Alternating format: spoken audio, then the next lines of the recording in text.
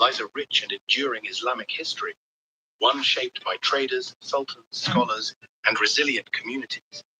From the golden days of the Patani Sultanate to the Muslim villages of Phuket, the story of Islam in Thailand is both complex and beautiful. If you enjoy this journey, be sure to like this video, comment your thoughts below, and subscribe to the channel to support more content.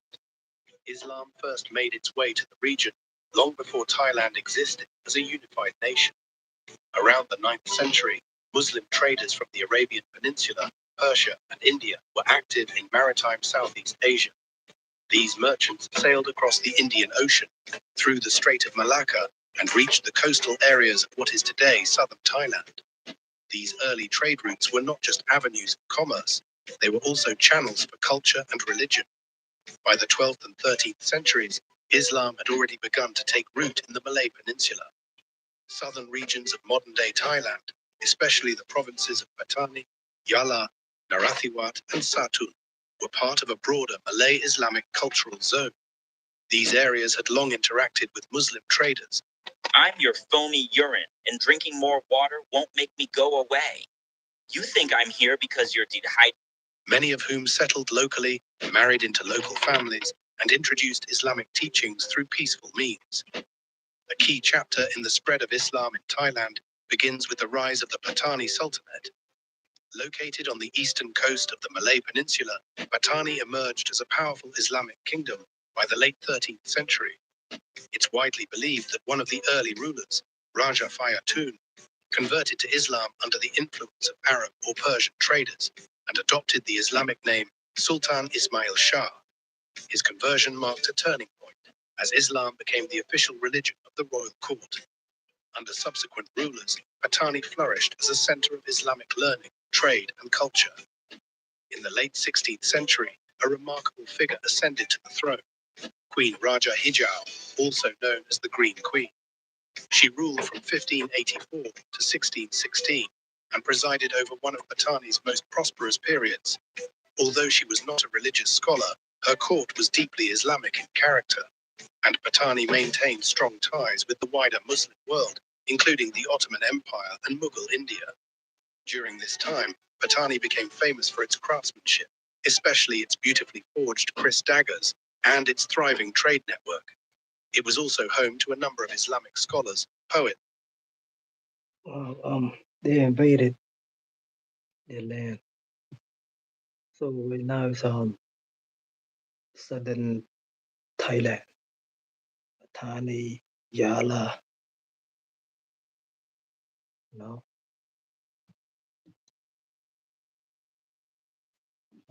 Narathiwat, all those three. And the Thai military killed a lot of Muslims too, which the Thai do not want the world to know this history. To this day, the Patani Muslim is fighting a shadow war against Thai military. They oppressed them. They turned to this now. Erase Islam, but to this day, still fighting. Law, freedom from the oppressor, Thai military.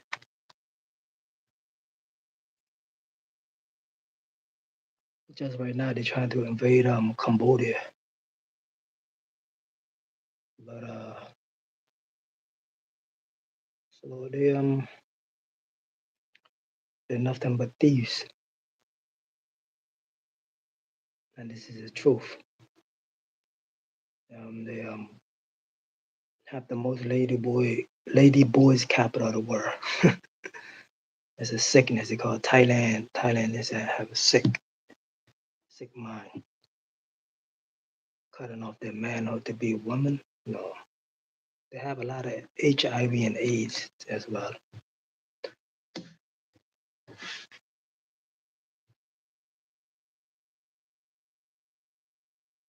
And religious teachers. The city drew Muslim visitors and settlers from all across Asia and even beyond. But Patani's golden age would not last forever. As the power of the Siamese kingdom in central Thailand, then based in Ayutthaya, grew stronger, it began to exert influence over the southern Islamic territories. By the late 18th century, after Ayutthaya fell to the Burmese and the Chakri dynasty rose to power under King Rama I, Patani was officially annexed by the Siamese state in 1786. Although the local sultans were allowed to retain nominal authority, they were now subject to Bangkok's control. The once independent Islamic Sultanate was gradually reduced to a vassal province. Resistance from the local population was not uncommon, but it was often suppressed. A major turning point came in 1909 with the signing of the Anglo-Siamese Treaty between Britain and Siam. Under this agreement, Britain recognized Thai sovereignty over the southern provinces, including Patani, Yala, and Narathiwat, while the Thai government recognized British control over neighboring Malaya. The treaty ignored the desires of the Muslim population, many of whom had cultural and religious ties to British-ruled Malaya and did not wish to be absorbed into the Thai state. In the decades that followed, efforts by the Thai government to centralize and assimilate the diverse regions of the country intensified. Under leaders like Field Marshal Plek Phibun Songkhram in the 1930s and 1940s, national policies promoted the Thai language, Buddhist customs, and cultural uniformity. These policies created tension with the Muslim Malay population of the South, who maintained their own language, dress, and Islamic traditions. Despite these pressures, Islam remained strong. Communities continued to build mosques, maintain religious schools, and preserve their identity. The establishment of the Central Islamic Council of Thailand in 1945 helped formalize the relationship between the state and the Muslim population. The council oversees religious affairs, issues fatwas, and manages halal certification, playing a key role in Muslim life across the country. While Patani often draws the most attention in discussions about Islam in Thailand, other regions also have significant Muslim populations, including the island province of Phuket. Today known as a tourist hotspot, Phuket has a long history of Muslim settlement dating back several centuries. During the 17th and 18th centuries, Phuket rose to importance as a center of tin mining and maritime trade. Muslim merchants from Penang, Kedah, and Patani came to the island to work in mining or to trade goods. Some of them settled permanently and established communities that remain to this day. It's estimated that roughly 35 to 40% of Phuket's population is Muslim, and many of them are descendants of these early settlers. The Muslim population in Phuket speaks Thai fluently, but often maintains distinct cultural traditions, including Malay customs, Islamic dress, and halal cuisine. Villages like Kamala, Rawai, and Koh Siray are well known for their strong Muslim presence. Islamic life in Phuket is vibrant. The island is home to over 50 mosques, including Masjid Nurul Islam in Patong and Masjid Kamala, both of which serve as key religious centers for the local community. Islamic schools, known as pondoks or madrasas, provide religious education to children alongside public schooling. In recent years, Phuket has also become a model for halal tourism, promoting services that cater to Muslim travelers, from halal food, prayer facilities, to culturally respectful hospitality. This has not only supported the local economy, but also showcased the contributions of the Muslim community to Thailand's broader cultural landscape. Across Thailand, Muslims have made their mark. From small farming villages in the north to bustling urban neighborhoods in Bangkok, Muslim communities have integrated into the country's diverse social fabric. Though they remain a minority, making up around 4 to 5% of Thailand's total population, they have preserved their faith and identity over centuries through resilience, scholarship, and peaceful coexistence. One of the most respected national figures in recent memory was Aziz Fitakumpon, who served as the Sheikhul Islam of Thailand until his death in 2021. He was instrumental in promoting interfaith dialogue, modern Islamic education, and the welfare of Muslim citizens. His work helped bridge the gap between traditional Islamic values and modern Thai society. As we look back at this remarkable journey, from the trading ports of Patani to the beaches of Phuket, we are reminded that Islam has always found ways to flourish in distant lands through peaceful exchange, sincere faith, and the strength of community. It is a testament to the universal message of Islam. one that continues to thrive in Thailand today. Thank you for joining me on this journey through the history of Islam in Thailand.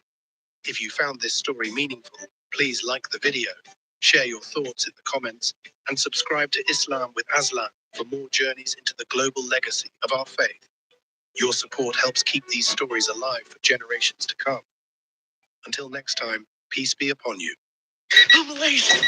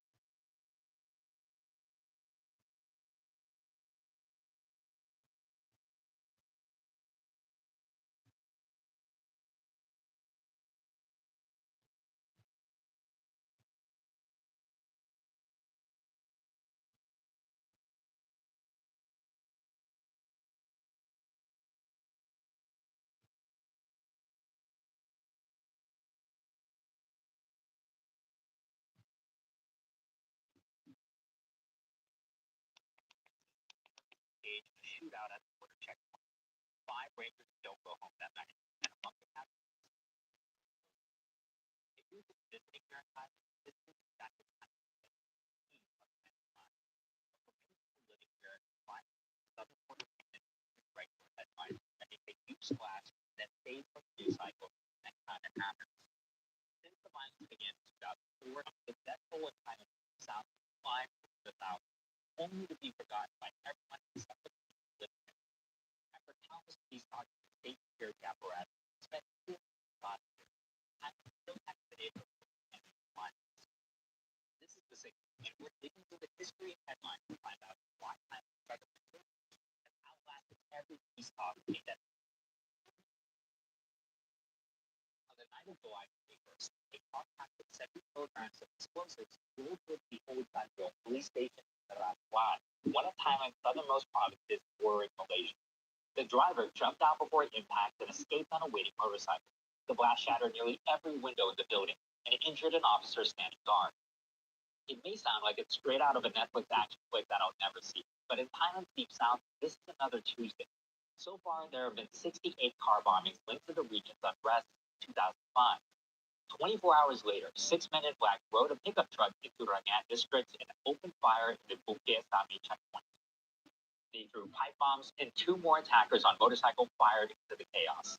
When the smoke cleared, 5 members of the Task Force Ranger Regiment 45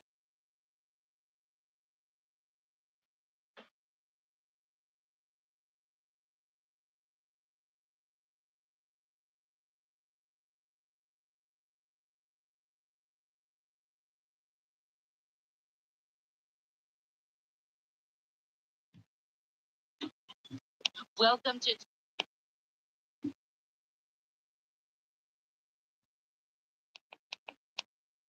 The world has not woken up yet. The water, the horizon, the line between sea and sky. And rising from that darkness, impossibly, silently, limestone towers, enormous, ancient, jutting out of the black water like the earth itself decided to stand up and refuse to disappear. Now look closer. Between those towers, there is a village. But here's the thing that will stop you cold. That village does not touch the ground. Not one wall, not one doorstep, not one street. Every home, every school, every corridor of daily life, all of it sits on wooden stilts suspended above open water. This is not a houseboat. This is an entire community, hundreds of families living on the surface of the sea. And from somewhere at the very center of it, from a building with no earth beneath its foundation, a sound breaks across the water. Allahu Akbar. Stop. Before your brain autofills the picture, before your geography places you somewhere familiar. Malaysia, Indonesia, the Middle East. Stop. This is Thailand. The same Thailand of golden temples and smiling monks. The same Thailand that 95% of the world pictures as Buddhist, almost perfectly, almost entirely. And they are not wrong. Thailand is 95% Buddhist. But in its southern corner, pressed against the border of Malaysia, surrounded by sea on three sides, there are 2 million people who have never been Buddhist, who have prayed 5 times a day, fasted every Ramadan, and taught their children the Quran in a language called Jawi for over 700 years. They are the Malay Muslims of southern Thailand. Their sultanate is older than the Thai state. Their identity is older than the borders that claim to contain them. And for the last 120 years, Bangkok has been quietly, systematically trying to make them forget who they are. They have not forgotten. To understand what is happening in southern Thailand today, you need to go back to before the word Thailand even existed. It is the 14th century. The Malay Peninsula is a world of maritime kingdoms, trading ports, sultanates, centers of scholarship and commerce. And on the northeastern edge of the peninsula, where modern-day Thailand's southern provinces now sit, there is a sultanate called Patani. Not a small settlement, a flourishing, sovereign Muslim kingdom, one of the most important centers of Islamic learning in all of Southeast Asia. Scholars traveled there, trade routes ran through it. It was internationally recognized, regionally powerful, and deeply Muslim, not because of conquest or pressure, but because its people embraced the faith voluntarily as traders brought Islam to their shores in the 13th and 14th centuries. For 400 years, the Patani Sultanate was its own world, governed by its own sultans, speaking its own language, practicing its own faith. Then, in 1785, after a series of brutal wars, the Kingdom of Siam, the predecessor to modern Thailand, conquered Patani by force. And in 1902, the final signature fell. The Sultanate was formally abolished. By force. They took southern Malaysia and by force. Southern Thailand right now is Malaysia land. Patani, Yala, Narathiwat. They try to hide that from the world. SubhanAllah. They're still fighting that shadow war right now.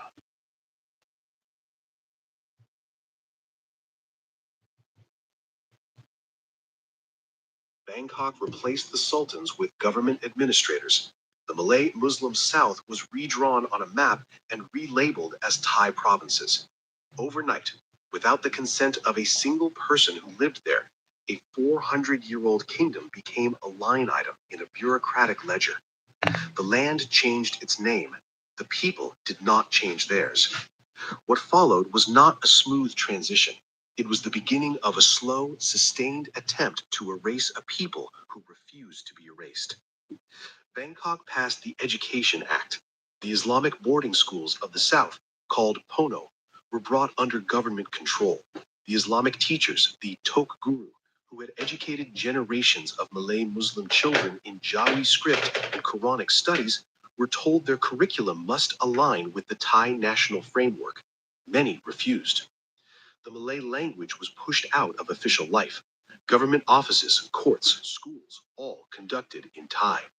And Jawi, the language of the Quran, the language of grandmothers and lullabies and old letters, was made unofficial. Not illegal, just irrelevant, just invisible, which over generations is the same thing. And then there is Haji Sulong. Remember this name. Haji Sulong was the chairman of the Patani Provincial Islamic Council in 1947. He was not a militant. He was a scholar and a community leader who believed, perhaps naively, perhaps bravely, that the Thai state could be reasoned with. He submitted a formal petition to Bangkok requesting 7 things: regional autonomy, the right to use the Malay language in government, the application of Islamic law in personal matters, and the appointment of Malay-speaking officials in the South. This might be niche, but where are all my plant people even at? Because I'm not explaining root rock to people that don't get it. 1948, charged with treason, released in 1957. He was not a militant. He was a scholar and a community leader who believed, perhaps naively, perhaps bravely, that the Thai state could be reasoned with. He submitted a formal petition to Bangkok requesting 7 things: regional autonomy, the right to use the Malay language in government, the application of Islamic law in personal matters, and the appointment of Malay-speaking officials in the South. He was arrested in January 1948, charged with treason, released in 1952, and then in 1954, Haji Sulong disappeared, along with his eldest son. They were never seen again. Their bodies were never found. He was, in all likelihood, murdered by the Thai state for the crime of asking. Haji Sulong became the wound that never closed. The evidence, quiet, devastating, that Bangkok's response to peaceful requests was not dialogue, it was disappearance. The insurgency that had been murmuring since 1948 never truly ended, but in 2004 it exploded. April 28, 2004, Thai security forces stormed the Crusade Mosque. 32 young Muslim men who had taken shelter inside, killed, inside a mosque. October 25, 2004, the Tokbai incident. Thai security forces arrested over 1,300 Muslim protesters. 85 of them died, not in combat. They suffocated in the backs of military trucks, stacked on top of each other like cargo, during transfer to a detention facility.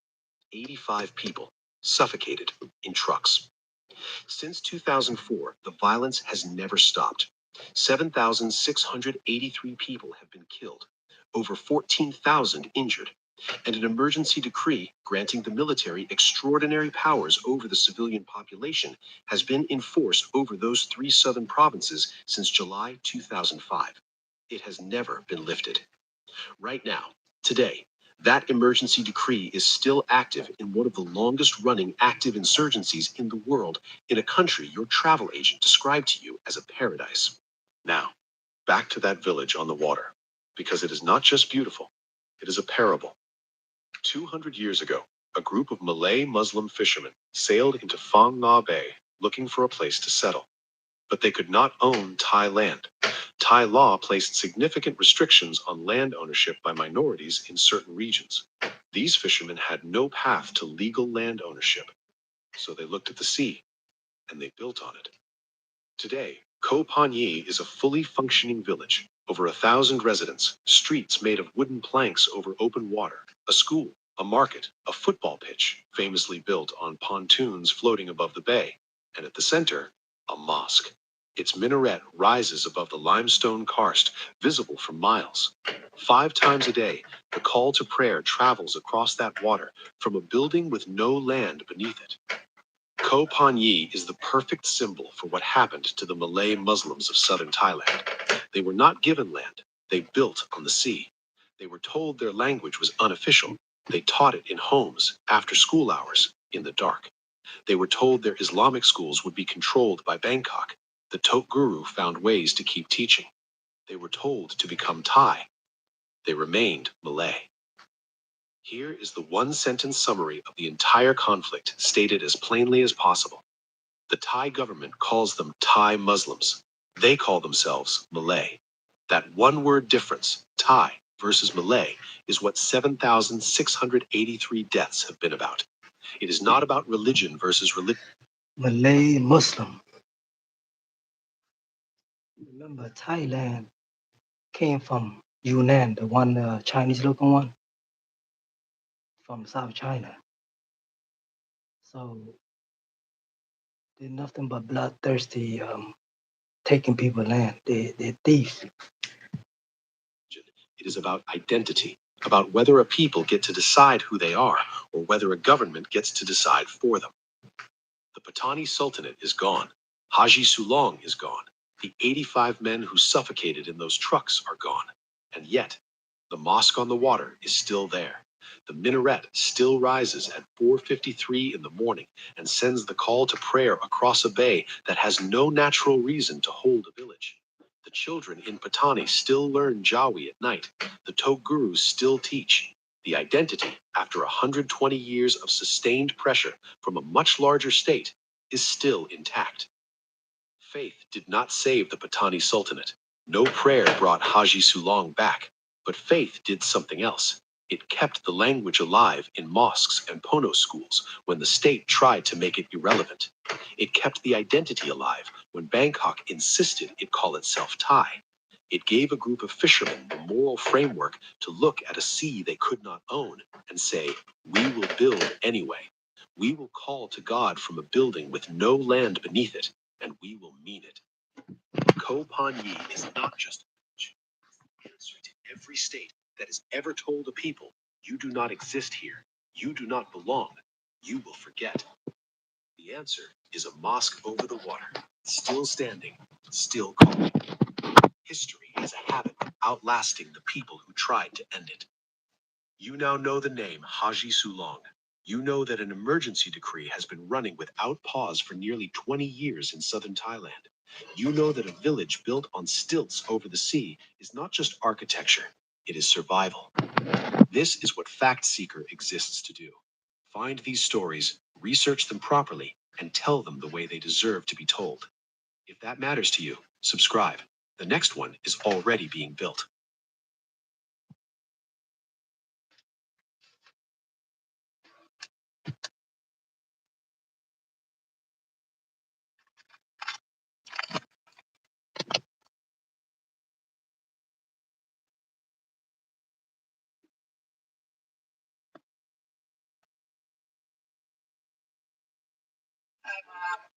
If it wasn't for you,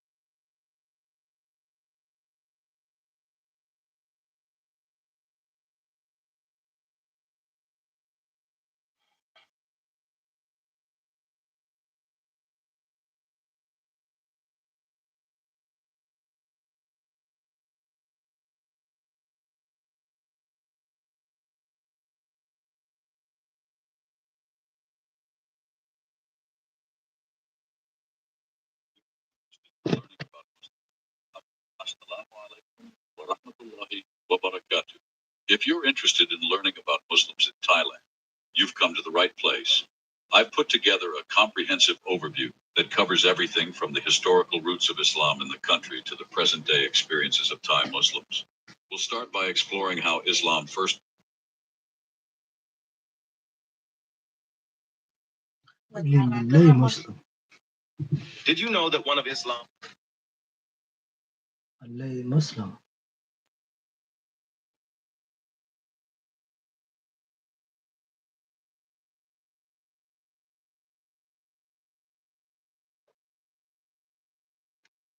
Portuguese control. The Arab traders moved to a newer sultanate, Patani, established just with Malacca under Portuguese control. The Arab traders moved to a newer sultanate, Patani, established just before Malacca's conquest by a Siamese prince who converted to Islam. As Patani grew, it chafed under vassalage to Ayutthaya. When the Burmese attacked Ayutthaya in 1563, therefore, Patani's sultan saw his chance. Using a new canal the Siamese dug between Ayutthaya and the sea, the Sultan sailed 200 warships past the new fortress in Bangkok to join the Burmese attack. But Ayutthaya stabbed off defeat, capturing some of Patani's warriors and settling them outside the city. With Malacca under Portuguese control, the Arab traders moved to a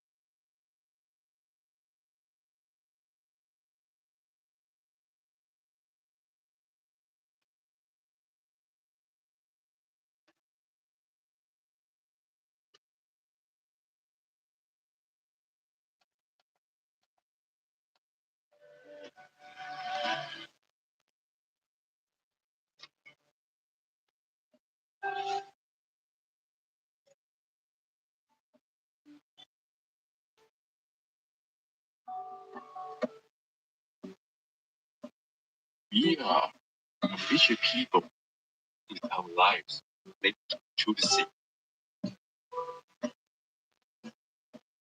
We are a minority of about 3.5 million Malay Muslim people within the greater Thai Buddhist culture. Over the years, this has caused tension, and the violence is all that people know about us. But I want to tell you our story.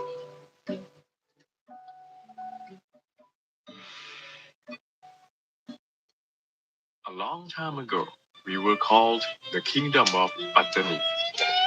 We farmed and traded along the sea, and we fought with the Kingdom of Siam.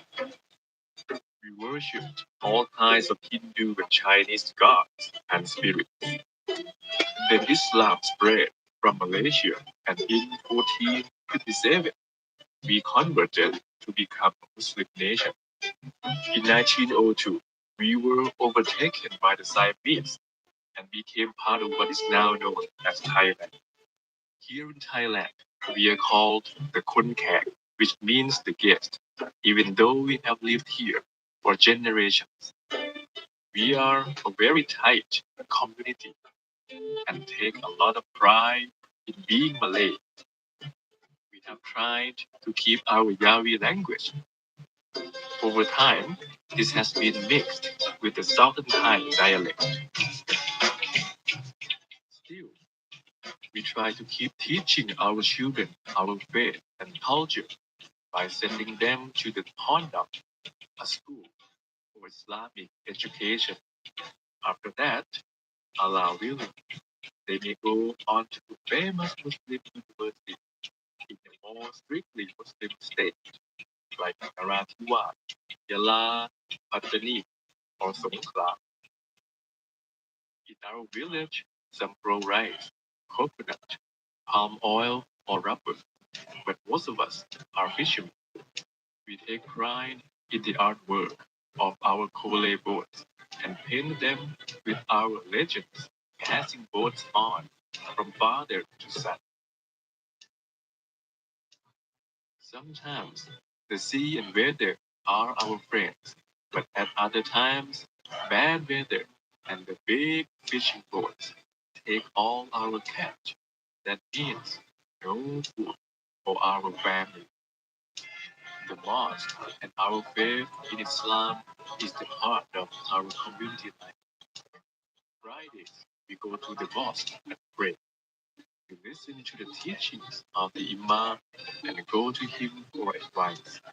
Every day I pray to Allah 5 times a day. But if we catch no fish, some desperate men will go to a witch doctor who tells us the future, deals with spirits, and gives out lucky charms. But one day my daughter met someone very different. I often come to this cafe after work, and if I'm lucky, I will see a friend there. This time, my friend had brought along a stranger.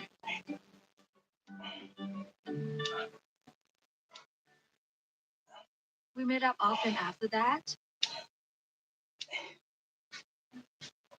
and I know that they have different beliefs, but I found that whenever I have problems, they really listen to me, care so much about me, and sometimes we would talk about our faith, and they like to share stories from the Bible. I disagree with a lot of their ideas, but deep inside of me, I was so impressed with the peace that they had, and they told me that the peace came from Jesus. They saw the hand of God almost everywhere in life. รู้ไหมอัลลอฮ์ทรงเป็นพระผู้สร้างสรรพสิ่งในโลกนี้นะตัวอย่างทะเลนี่สิมันสวยงามจริงๆเอาไปเล่นน้ำกันเถอะ I wasn't ready to follow Jesus completely at that time. I just had so many doubts and questions in my heart. หวานแล้วเราจะแน่ใจได้ยังไงว่าเราจะได้ขึ้นสวรรค์มันยากนะที่แบบว่าเราเชื่อว่าเราจะได้ขึ้นสวรรค์เพราะว่าเรามีหลายสิ่งหลายอย่างที่เราทำแต่ว่าอีซาสัญญากับเราไว้นะถ้าเราเชื่อฟังและติดตามพระองค์เราก็จะได้ขึ้นสวรรค์แน่นอนเพราะสัญญานี้มีในคัมภีร์ด้วยที่เราทำ So after that, I began secretly to read about the life Jesus brought the Bible. One night, I had a dream. It was a very short and simple dream.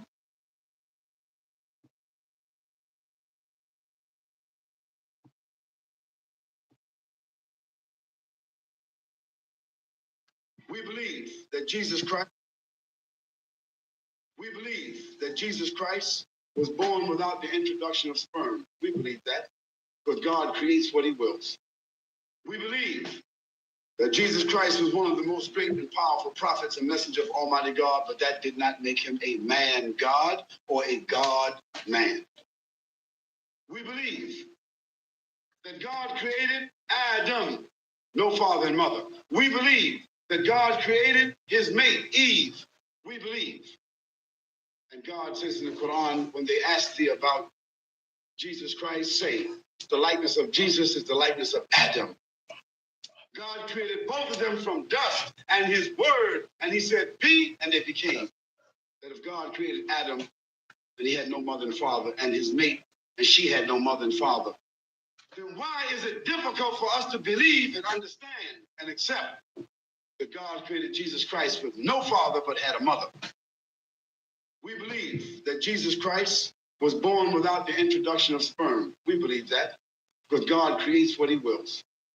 We believe that Jesus Christ was one of the most great and powerful prophets and messenger of Almighty God, but that did not make him a man God or a God man. We believe that God created Adam, no father and mother. We believe that.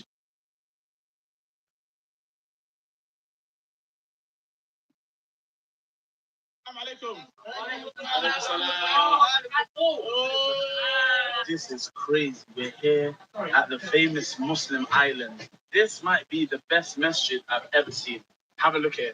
How on earth have they built a masjid with that?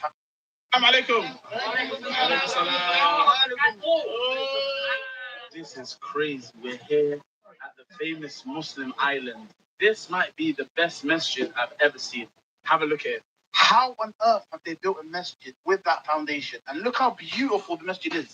I don't know if you guys can hear it, but that van is actually going off.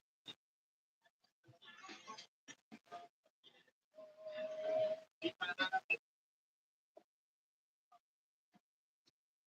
van is going off. I skipped through lunch.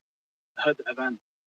I'm on my way to the masjid right now. This is crazy. I'm literally on an island. The quickest way to find any masjid is to follow the leader, aka the brother with the food. This guy didn't even know I was following him until last week, and we finally made it. Just have a look at this masjid. Allahumma barak. I had to put on one of these trousers because I was wearing shorts. But the khutbah went on. Obviously, didn't know what he said, but look at how many Muslims attended. Wow, on an island. Wow. I still had time to quickly get food, and then it was on to the next island. We finally got to the next island, and having a shower in the middle of a jungle / island. Wow. Look at the beach. Sensational. We ended the day off with a nice little coconut and a good view. If you're liking the content, please support, man. Assalamu alaikum.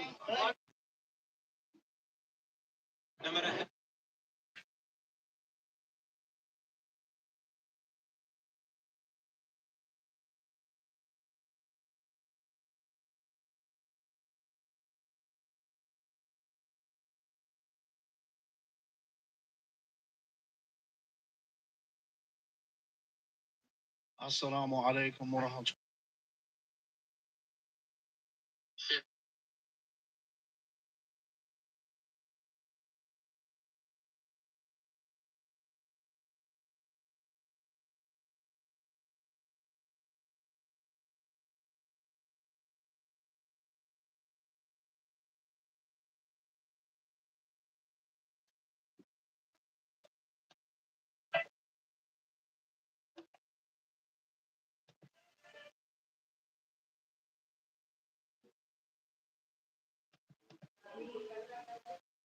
Kegiatan inilah yang dilakukan pada tujuan pesantren Telukman untuk yang berlokasi sekitar 17 meter dari pusat kota Narju.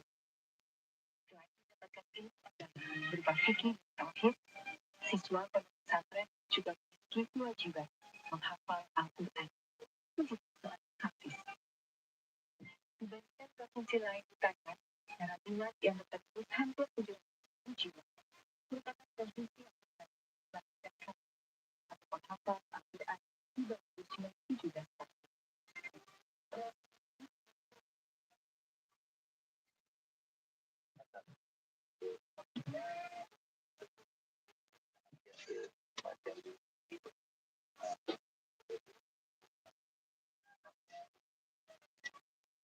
Proses pengajaran hafiz Quran tersebut dilakukan di masjid yang telah menyatu sebagai tempat tinggal mereka. Kegiatan dilakukan sebelum sholat subuh sampai setelah sholat isya. Mereka harus menghafal Al-Quran minimal.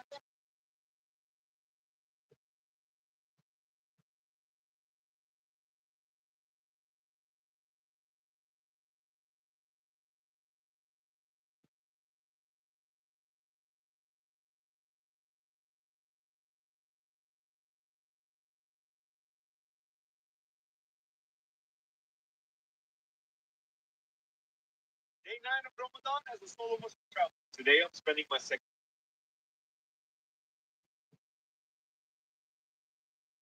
In the year 930, the holy city of Makkah faced one of the darkest moments in its history. Can I touch your hair? Oh my God.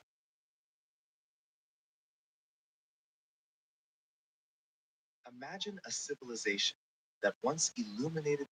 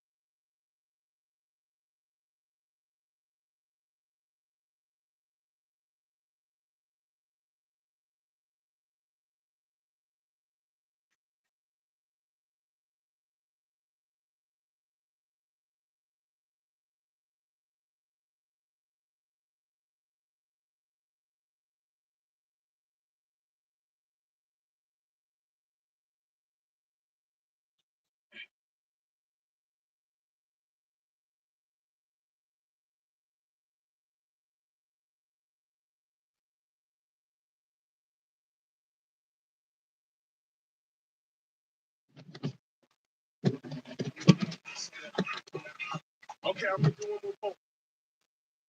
One more poem, okay? And this is by request by Mr. Man in the back. Bismillah. This poem also has 4 reasons for being. Number 1 is a poem of desperation. Number 2 is a poem to remind those who would like to be reminded. Number 3 is a poem to remind those who would like not to be reminded. Number 4 is to inform those that don't know.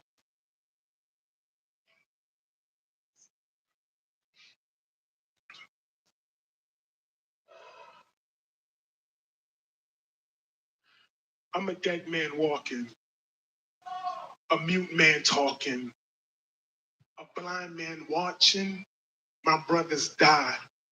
And I've built our coffins much too often. And it gets so dark when our mothers cry.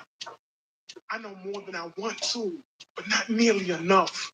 I thought I was writing for the love, but it just turned to be lust, and my trust in us was gullibility. The reality's just that. I'm not who I was, nor who I will be. But sometimes I feel me visiting, and I fill me with the lush scent of soul, the flavor of feeling, a rush of color. I think the pleasure may kill me, the pressure squeezes it and spills me into the language of the unseen, the unthought, and the undreamed. And my heart begins to pump the thick, rich fluid of verse, searching for a simple word or phrase to fill the phase between the wet nurse and the black hearse. And I know sometimes my words lack worth, lack depth, lack girth, lack the distance to travel from heaven to earth, or from mind to brain, or from soul to flesh. I hold my breath and I hollow hope that my hopes ain't hollow. It's just a message in a bottle, or a genie in a bottle, or a baby in the bottle, or a wino in his bottle. The symphony of me is stuck in staccato like a broken break beat, breaking the vinyl into bits of blackness, spinning in circles. Come down, selector. Last night the DJ took my life and left the speakers empty and the speakers speechless, and the dancers still dancing or not. They don't see our music as musing, merely amusing amusement. How could they know in basement booths we balance a nexus between the soul and the flesh is, where the science of intellect is? We rock jeans like a necklace and drop jewels in gutters. But they fooled our mothers to think that they could raise sons in the darkness of night. But isn't the night always dark before the sun is raised? And when the sun is raised, doesn't he make the blood hot? And the eyes squint, and the breath sweat, and the trees grow, and the children play? The raised sun makes the pavement seem the wavy apparitions, the mirage of future. But I know I'm a dead man walking, a mute man talking, a blind man watching my brothers die. And I built our coffins much too often, and it gets so dark when our mothers cry. So now I walk the thin line between love and hate, between words that are spoken and beats that break. There's a thin line between a bullet in the chamber and a bullet in the brain. I'm civilized, saying the little savage. There's not a little savage in me, it's a lot of passion in me. And sometimes the sorrows that I control without a glass of Remy. And some niggas are fine with being slaves just as long as master's friendly. And others spit fire at master till the Mac is empty. You don't need to pass a semi to see the assassin in me. But know that no soul is taken accidentally. The angel of death has an itinerary and snatch you right out of your Bentley, right out of your Gucci jeans, and right out of your Fendi, right out of your dashiki, and right out of your Fenty. Allah has written his book and it's going to erase the pen's ink, so I can ignore what God knows and rely what men think. We're just boys in the back street trying to get in sync. My balance is off. My talent is lost. I've married my aunt, but she's barren, of course, and I can hear in her voice that we're near divorce. So before I hear him in court, I may have to kill my dreams and bury the corpse. I should have teared for the loss. I feel like I'm bearing the cross. My conception so far from immaculate. For the most part, we a bunch of bastard kids. Our fathers are gone. Caught on a sadomasochists because our lives are dead wrong. We're resurrected like Lazarus because our mothers are strong. And our romance is about as romantic as the master's kiss. But we have got to move on. And our love is about as painful as the master's whip. But we have got to move on. And I wish I could just sing for justice, but I know no such song. I know about Shahada, Salat, and Quran, Jihad, martyrdom, and homemade talking about homemade bomb, but it leaves the free world could drop A-bombs and napalm and got enough to ask why do they hate us when they still got the blood on their palms. But they stayed long and sang songs about freedom and justice all bloody day long. They claim to live right, but they've got to be dead wrong. And me, just because I'm so young and headstrong, but right now I'm ready to run headlong into heaven. These virus life with the desire of death.